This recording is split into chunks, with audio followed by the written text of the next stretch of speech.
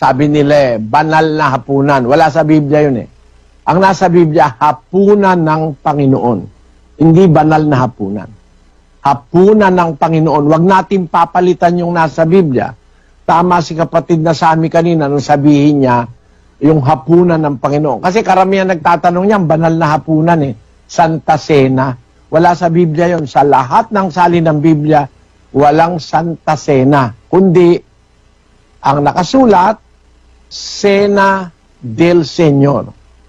Hapunan ng Panginoon.